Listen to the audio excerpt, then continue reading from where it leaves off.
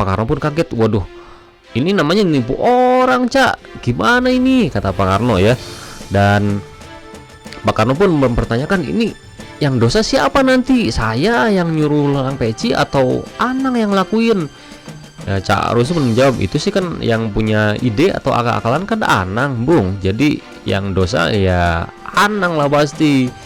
Dan Pak Karno pun sampai bercanda, oh ya sudah, kalau emang Anang yang dosa ya nggak apa-apa. Seperti itu ya candaan Pak Presiden pada saat itu dengan Bapak Ruslan Abdul Ghani berikut Anang ya. Ya baik, selamat datang kembali di sebuah perjalanan menuju legenda misteri dan sejarah.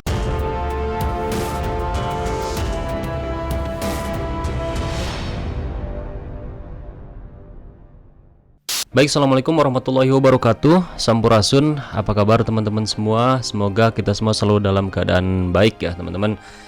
Sebelumnya saya bersama Indra mengucapkan taqabbalallahu minna wa minkum, syaman wa syamakum. Selamat Hari Raya Idul Fitri 1 Syawal 1455 Hijriah. Mohon maaf lahir dan batin. Semoga ibadah kita selama 1 bulan full itu dicatat sebagai amal kebaikan oleh Allah Subhanahu wa taala. Amin ya Allah ya rabbal alamin. Dan tentunya kami di sini memohon maaf juga kepada sahabat Lemira dimanapun berada, dikarenakan selama kurang lebih 1 bulan lebih ya kami vakum dan tidak melakukan aktivitas bersama Lemira. Tentunya tak lain dan tak bukan kami fokus untuk melakukan ibadah puasa Ramadan. Oke. Nah baik, sahabat Lemira dimanapun berada, mengawali kisah kita di awal bulan Syawal ini tentunya saya ingin menceritakan sebuah kisah yang cukup menarik untuk disimak oleh sahabat Lemira. Untuk itu tonton video ini sampai selesai.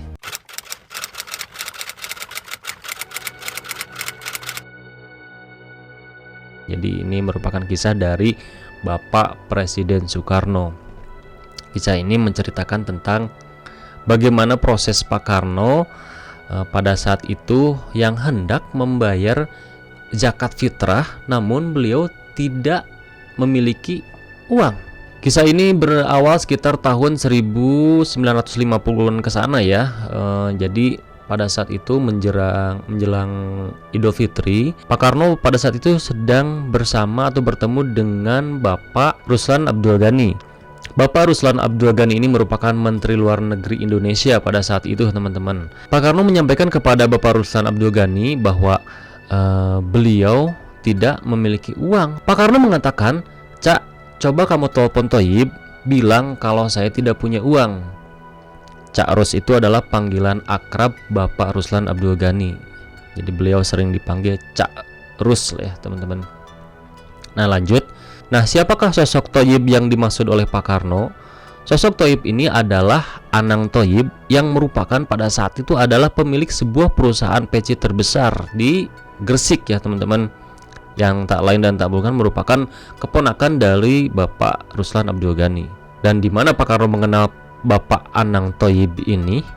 Karena Pak Karno pada saat itu sering menggunakan topi songkok ya, peci kayak gini, bermerekkan kuda emas, yaitu milik perusahaan dari Bapak Anang Thoyib ini teman-teman. Jadi pada saat itu Pak Karno langsung membuka peci atau topi songkok yang digunakan oleh beliau dan bilang ke Bapak Ruslan Abdul Ghani, "Cak, kira-kira kalau dilelang ini dapat berapa ya?" Nah Bapak Ruslan Abdul Ghani menjawab, "Kuis serahkan saja, sing penting tak beres toh." Nah langsung saja Ruslan Abdul Ghani pada saat itu langsung menyampaikan pesan yang diminta oleh Pak Karno kepada Anang Thoyib, yaitu sepupunya. Dan pesan itu lengkap disampaikan bahwa pada saat itu Pak Karno tidak memiliki uang dan tolong kamu bisa nggak lelangkan peci milik orang nomor 1 di Indonesia ini kepada para pengusaha di daerah Gresik. Dan ternyata para pengusaha di Gresik itu pada antusias teman-teman. Mereka sangat pengen sekali ya punya ya, pengen banget dah punya peci dari orang nomor 1 di Indonesia itu. Dan uniknya Anang Thoyib ini dia tidak hanya melelang 1 peci tetapi 3 peci langsung. Dan pada saat selesai pelelangan, karena begitu banyak para pengusaha di Gresik pada saat itu antusias. Anang Thoib ini menyampaikan kepada para pelelang bahwa sebetulnya dari 3 peci ini hanya ada 1 peci yang asli, dan saya pun nggak tahu yang mana yang asli. Tapi di luar semua itu, Bapak Anang Thoib ini menyampaikan kepada para pelelang, ini walaupun saya ngejual atau melelang 3 peci sekaligus ini, namun hanya ada 1 peci yang asli. Yang penting bapak-bapak di sini ikhlas nggak untuk menyumbangkan hartanya kepada presiden kita, dan mereka semua sepakat menjawab ikhlas. Dan alhasil dari pelelangan itu terkumpullah uang sejumlah 10 juta rupiah, yang pada saat itu jumlah yang sangat fantastis ya. Mungkin kalau sekarang bisa sekitar 100 juta mungkin ya. Nah, dari ketiga peci itu pun menjadi pertanyaan juga bagi Ruslan Abdul Ghani. Kata Cak Rus mengatakan, Nang, ini kok ele-ele semua topinya. Jadi maksudnya 1 topi yang asli, cuman ketiganya ini bener-bener topi, kelihatan banget topi bekas pakai. Ya, Anang Thoib menjawab, itu sengaja Cak, si topi ini saya kasih air, saya kasih debu, saya mungkin dilecekin ya biar kelihatan, atau susah dibedakan mana topi yang asli, mana topi yang mungkin bawaan dari Anang Thoib ini. Sontak saja Cak Rus mengatakan, kurang ajar kamu Nang, kalau kayak gini tuh namanya nipu orang. Dan Anang Thoib menjawab, kalau nggak kayak gitu Cak, ini gimana kita bisa dapat uang banyak, sambil ketawa ya. Itu mungkin candaan bapak-bapak pada saat itu ya teman-teman. Nah, setelah uang terkumpul, uang itu pun langsung diserahkan kepada Pak Karno. Dan Pak Karno pun terkejut ya dengan melelang 1 peci kok bisa terkumpul uang sampai 10 juta. Pak Karno bertanya kepada Ruslan, Cak, kok ini uangnya banyak banget sampai 10 juta? Dan Cak Rus langsung menjawab, itu akal-akalannya Anang Bung. Jawab Ruslan ya, jawab Pak Ruslan Abdul Ghani, itu akal-akalan Anang saja Bung. Waduh, kok bisa, gimana ceritanya? Diceritain lah sampai detail ya, terkumpulnya uang 10 juta itu. Dan Pak Karno pun kaget, waduh, ini namanya nipu orang Cak, gimana ini, kata Pak Karno ya. Dan Pak Karno pun mempertanyakan, ini yang dosa siapa nanti, saya yang nyuruh lelang peci atau Anang yang lakuin? Cak Rus pun menjawab, itu sih kan yang punya ide atau akal-akalan kan Anang Bung, jadi yang dosa ya Anang lah pasti. Dan Pak Karno pun sampai bercanda, oh ya sudah, kalau memang Anang yang dosa ya nggak apa-apa. Seperti itu ya candaan Pak Presiden pada saat itu dengan Bapak Ruslan Abdul Ghani berikut Anang ya. Nah, setelah itu Pak Ruslan Abdul Ghani ini, Pak Ruslan atau Cak Rus ini masih penasaran jumlah atau kenapa sih Pak Karno pada saat itu sebegitu pentingnya mencari uang pada saat itu, yang notabene mau menjelang Idul Fitri ya, dan mempertanyakan kepada Pak Karno, Pak atau Bung, ini uang yang hendak Anda cari atau Bapak cari itu sebenarnya buat apa sih?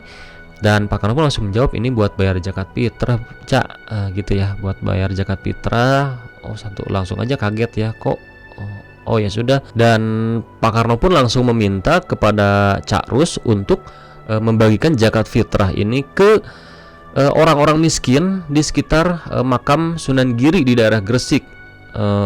Jadi total uang 10 juta itu langsung dibagikan oleh Pak Karno kepada masyarakat miskin yang berada di sekitar makam Sunan Gresik ya, Sunan Gresik di daerah Gresik, Jawa Timur.